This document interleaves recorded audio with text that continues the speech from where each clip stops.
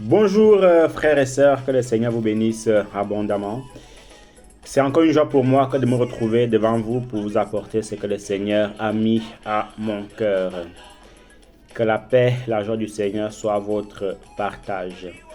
Donc nous continuons dans cette série d'exhortations concernant les petits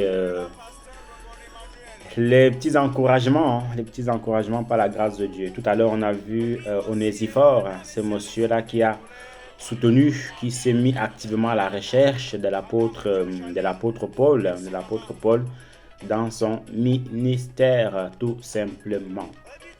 Aujourd'hui, frères et sœurs, nous allons voir une autre exhortation concernant les dirigeants. Pour ce faire, nous allons prendre 1 Thessaloniciens chapitre 5, le verset 12 qui dit: Nous vous demandons, frères, d'apprécier ceux qui travaillent parmi vous, qui vous dirigent au nom du Seigneur et qui vous avertissent. Témoignez-leur une grande estime et de l'affection à cause de leur travail. Vivez en paix entre vous. Témoignez-leur une grande estime et de l'affection à cause de leur travail. Vivez en paix entre vous. Et il y a un autre passage aussi qui dit que obéissez à vos conducteurs car ils veillent sur vos âmes comme en devant rendre des comptes. Obéissez à vos conducteurs car ils veillent sur vos âmes comme en devant rendre des comptes. Mon frère, ma sœur, il faut savoir que c'est très important de respecter les hommes de Dieu. Oui. Un homme de Dieu, un véritable homme de Dieu, il peut te bénir, il peut aussi te maudire. Excusez-moi de le dire. Il peut te bénir, comme il peut aussi te maudire. Et les deux choses en fait peuvent s'accomplir vraiment. Souvenez-vous du prophète Élisée, quand il avait maudit en fait les enfants et les ours sont arrivés. L'apôtre Paul avait livré quelqu'un à Satan pour que cette personne en fait revienne au Seigneur, et cela s'est accompli. Voyez un peu. Donc les serviteurs de Dieu ont un tel pouvoir en eux, ils sont tellement mandatés par le Seigneur qu'il faut vraiment faire attention. Ils sont là pour nous conduire, ils sont là pour nous encourager, ils sont là pour nous mener vers la voie du salut. Voyez un peu, vers la voie du salut. Et ici, l'apôtre Paul n'est pas seulement des pasteurs, des prophètes, non, l'apôtre Paul parle vraiment des personnes, des serviteurs de Dieu qui se présentent, qui se tiennent devant nous, pour nous apporter les messages, pour nous encourager, pour nous exhorter. Donc, c'est vraiment tout un ensemble, ce n'est pas une seule catégorie de personnes. Parce qu'il est écrit: nous vous demandons, frères, d'apprécier ceux qui travaillent parmi vous. Ceux qui travaillent parmi vous, qui vous dirigent au nom du Seigneur et qui vous avertissent. On peut avoir un frère simple qui n'a pas de titre, mais qui est vraiment zélé pour l'œuvre du Seigneur, qui encourage l'église entière, qui prend soin de l'église entière. Je prends l'exemple de Paul. Non, pardon, de Timothée, de Tite. Si mes souvenirs sont bons, je peux me tromper, mais je ne pense pas. Timothée n'avait pas de ministère. C'est-à-dire un ministère reconnu, c'est-à-dire qu'il était pasteur, on sait que l'apôtre Paul était l'apôtre. Mais Timothée, on ne sait pas qu'est-ce qu'il était. On sait juste que l'apôtre Paul l'a placé pour encourager l'église du Seigneur, pour exhorter l'église du Seigneur. Mais en aucun cas on voit que l'apôtre Paul dit que Timothée était un pasteur, ou il était apôtre, ou il était évangéliste. Non, là il seulement dit que prends soin de l'église telle. Et pareil pour Tite. Voyez un peu. Donc, ils avaient ce droit-là de mener, de vraiment garder le peuple du Seigneur. Donc, c'est pour ça que j'englobe vraiment tout ce monde-là, les gens qui se placent devant nous pour nous encourager, pour nous exhorter. Parce que vous savez, l'œuvre de Dieu, on peut croire, on peut se dire que c'est facile. Quand un serviteur se place devant nous, nous encourage, nous exhorte. Non, c'est du temps, mon frère, ma soeur, c'est du temps.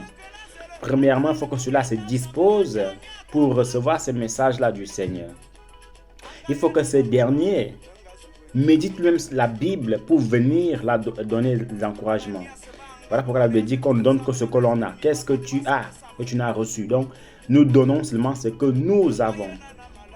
Malheureusement, il y a aussi beaucoup de faux qui ne méditent même pas leur Bible.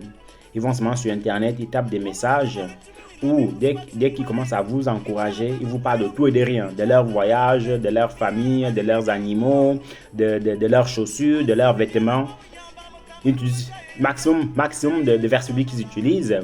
C'est peut-être un seul verset, ça ne suffit pas. Voyez un peu. Un serviteur de Dieu, un authentique serviteur de Dieu, quand il se place devant vous, il doit vous enseigner, il doit nous enseigner sur la Bible avec des versets bibliques à l'appui. C'est-à-dire quand il prêche, il faut que sa prédication, il faut que les versets bibliques accompagnent sa prédication. Et non que dès qu'on commence à prêcher, on va prendre Matthieu 18, et puis dès qu'on finit de lire Matthieu 18, il commence à vous raconter de ses voyages, de vous parler de sa famille, de vous parler de son chat, de son chien. Ça veut dire en fait c'est quelqu'un qui ne maîtrise pas ce qu'il fait. Il ne maîtrise pas les Écritures. Vraiment, désolé de le dire, il ne maîtrise pas les Écritures. C'est juste que voilà, il a pris un verset, on l'a lu, et puis voilà, on divague, on fait comme ça. Non. Alors qu'un véritable serviteur de Dieu, il peut vous parler de ses voyages, de son expérience qu'il a vécue dans certains voyages, mais tout en nous citant des versets bibliques, en fait, dans ce qu'il dit. Voyez un peu. Mais le contraire, non. Et c'est pour ça que c'est très important de respecter ces véritables hommes de Dieu. Parce qu'il faut toujours que ce qu'il dit concorde avec les Écritures, avec les Évangiles. Voyez un peu. Avec la Bible, tout simplement. Donc, la Bible nous dit qu'il faut respecter ces hommes-là. La Bible nous dit qu'il faut avoir de la considération envers eux. Il faut même prier. Je vous encourage, un frère et sœur, de prier pour les hommes de Dieu. Parce que leurs familles sont à la loupe de l'ennemi. Leurs familles, ils sont à la merci de l'ennemi. Leurs familles sont dans le viseur de l'ennemi. Voyez un peu. Donc, mon frère, ma soeur, il faut que de temps en temps, même la plupart du temps, même si tu ne jeûnes pas pour eux, mais j'encourage à jeûner, il faut prier pour ces gens-là. Ils ont besoin, on a besoin de vos prières. On a besoin de vos encouragements. Il y a des chrétiens aujourd'hui, ils attendent seulement que c'est le pasteur qui appelle pour demander comment tu vas. Non, le pasteur aussi a besoin que vous l'appelez, que bonjour pasteur, comment vous allez, la maison ça va, le ministère ça va, toutes ces choses-là, j'ai pris pour toi. Voilà l'encouragement qui va encourager l'homme de Dieu. Ou appeler un évangéliste, bonjour évangéliste, comment ça va, tout se passe bien, ainsi de suite, ainsi de suite. Voilà un encouragement qui va aider, qui va motiver. Mais les chrétiens qui sont toujours là, que pasteur, prie pour moi, pasteur, j'ai mal au cou, pasteur, j'ai mal à la tête, pasteur, ça ne va pas. Oui, tout ça c'est bien, il n'y a pas de problème. Mais quand est-ce que tu appelleras le pasteur pour demander comment vont les activités, comment vont tes enfants, ainsi de suite, ainsi de suite. Et c'est un grand manquement dans la vie de beaucoup de chrétiens. Les hommes de Dieu ne sont pas des robots. Eux aussi, ils ont besoin d'affection, ils ont besoin d'attention, ils ont besoin d'encouragement surtout. Tout à l'heure, j'ai dit que même Jésus-Christ de Nazareth, Dieu sur terre, avait besoin de 12 amis. Il avait besoin de 12 personnes pour faire son ministère. Pour que ces 12 personnes-là, en fait, puissent l'encourager, puissent l'exhorter et puissent, en fait, le servir, en fait, d'aide, tout simplement. Vous voyez un peu? Donc, si le maître a eu besoin de tout ce monde-là, à combien plus forte raison nous? À combien plus forte raison nous-mêmes, mon frère, ma soeur? Donc, c'est très important, mon frère, ma soeur, de le savoir. Très important. Il faut aussi respecter ces hommes de Dieu-là. Il faut les respecter. Il faut respecter les hommes de Dieu. La Bible nous dit que, premièrement aussi, d'apprécier leur travail. Mon frère, est-ce que tu apprécies le travail des serviteurs de Dieu? Est-ce que tu es celle-là ou celui-là, en fait, que quand un message te touche, tu dis au pasteur, pasteur, sois béni pour ton message qui m'a vraiment béni aujourd'hui. Ou mon frère, sois béni pour ton message, ça m'a vraiment touché, ça m'a vraiment encouragé. Est-ce que tu le fais? Ou est-ce que tu dis, ah, égal, hein, de toute façon, voilà, on avance comme ça. Non, mon frère, ma soeur, ne soyons pas des hypocrites. Ne soyons pas de ces gens-là que, voilà, non. Tu dois encourager l'homme de Dieu avec ce genre d'attitude. Encourage-le. Dis que pasteur, ton message m'a béni. Ton message était édifiant. Que le Seigneur te bénisse. Je prie pour toi pour que tu puisses continuer à être utilisé par le Seigneur ainsi. Voyez un peu. Il faut savoir en fait que quand un homme de Dieu se présente devant nous, il est responsable de notre vie spirituelle. Oui, c'est très important. Le pasteur qui se présente devant toi, le prophète qui se présente devant toi, l'apôtre qui se présente devant toi, il est responsable de ta vie spirituelle. C'est pour ça il y a un passage que j'ai cité avant qui dit que obéissez à vos conducteurs. Donc c'est celui-là qui vous conduit, car il veille sur vos âmes comme en devant rendre des comptes. Car il veille sur vos âmes comme en devant rendre des comptes. Donc, ils doivent rendre des comptes pour votre vie. Ils doivent rendre des comptes pour notre vie.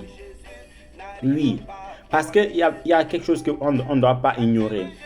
C'est que, le jour du jugement, le Seigneur demandera des comptes à chaque serviteur de Dieu de comment il a managé, comment est-ce qu'il a pris soin de l'église du Seigneur. Oui. Chacun rendra des comptes sur ce que le Seigneur lui a donné. Un homme marié rendra des comptes sur la gestion de sa famille. Comment est-ce qu'il a pris soin de sa femme? Comment est-ce qu'il a enseigné? Comment est-ce qu'il a enseigné les enfants? Une femme rendra des comptes à Dieu. Comment est-ce qu'elle s'est tenue envers son mari? Comment est-ce qu'elle a enseigné ses enfants? Comment est-ce qu'elle a bien dirigé sa maison? Oui, ce sont des choses que beaucoup de chrétiens ignorent. Certes, le salut individuel. Oui, le salut individuel à mesure où, à côté de toutes ces choses-là, chacun doit se sauver. Ça, c'est une certitude, il n'y a pas de problème. Mais à côté de cela, le Seigneur nous demandera des comptes sur comment est-ce qu'on a géré tout cela. Vous voyez un peu. Et l'autre chose qui est là aussi, c'est que ces hommes de Dieu-là rendront des comptes. Ils vont dire, je t'ai placé pour diriger l'église du Seigneur. Qu'en as-tu fait? T'es-tu accaparé de cette église-là, pour faire de cette église-là ta propriété privée, ou est-ce que tu l'as enseigné ma parole? Voilà la question que le Seigneur va nous poser. Je t'ai placé devant tout un peuple pour l'encourager, pour l'exhorter. Qu'en as-tu fait? Parce que vous savez, vous concordez avec moi qu'aujourd'hui le monde chrétien va mal. Où les hommes de Dieu, en fait, voilà, l'église du Seigneur devient leur propriété privée. Tout le monde s'habille comme l'homme de Dieu, tout le monde rit comme l'homme de Dieu, tout le monde mange ce que l'homme de Dieu doit manger, tout le monde fait comme l'homme de Dieu. Non, ça devient de l'idolâtrie tout simplement. Au temps de l'apôtre, au temps de Jésus, au temps de l'apôtre Paul s'habillait différemment, Timothée s'habillait différemment de l'apôtre Paul, les disciples s'habillaient différemment du Seigneur Jésus tout simplement. Mais pourquoi veux-tu que les chrétiens, les brebis s'habillent comme toi? Il y a un problème. Voyez un peu. Il y a un problème. Donc, mon frère, ma soeur, il est très important, très capital que le serviteur de Dieu, sache que l'église n'est pas sa propriété privée. Deuxièmement, le chrétien doit respecter, doit honorer l'homme de Dieu. Le chrétien doit respecter l'homme de Dieu. Certes, on peut peut-être être amis, on peut peut-être être des confidents, ce n'est pas un problème. Il doit avoir ce respect-là qui doit régner. L'amitié ne doit pas être au-dessus du respect de Dieu. L'affinité ne doit pas être au-dessus de la parole de Dieu. Non. Parce que c'est souvent ça en fait que beaucoup d'enfants de Dieu ignorent les pièges dans lesquels en fait nous tombons. Parce qu'on se dit meilleur ami, parce qu'on se dit ami, parce qu'on se dit frère et soeur, on rigole, ha ha ha ha ha ha ha. Il n'y a plus de respect. On parle à l'homme de Dieu comme si on parlait à notre petit frère. On parle à l'homme de Dieu comme si on parlait à un esclave. Et l'homme de Dieu aussi, il parle à ses brebis comme s'il parlait à ses esclaves. Il n'y a plus aucun respect, il n'y a plus de... Tu blesses la brebis de Dieu, tu te dis, ah, je m'en fous, elle n'est qu'une brebis, égale. Non, c'est pas bon du tout. Voyez un peu, ce n'est pas du tout bon. il faut toujours avoir ce respect mutuel-là, peu importe notre degré d'amitié qu'on a mutuellement. Et c'est le piège sur lequel en fait beaucoup tombent. Du coup, que l'église de Dieu devienne en fait une église remplie de crainte, ça devient une église où chacun fait ce qu'il veut. Ça devient une église où il n'y a plus de respect, voilà, tout le monde se déchire, rien du tout. Et ça aussi, nous rendrons des comptes. Donc, pour dire quoi? Pour me résumer, mon frère, ma soeur, toi qui m'écoutes, c'est très important d'avoir du respect envers l'homme de Dieu. C'est très important d'avoir de la considération pour l'homme de Dieu. C'est très important de temps en temps appeler ton pasteur, le pasteur de l'église, le prophète, l'homme de Dieu pour savoir, bonjour homme de Dieu, comment ça va la famille, comment ça va le ministère, comment ça va le travail. Il a besoin de cela. Il a besoin de cela tout simplement. Voyez un peu. Il a besoin de cela.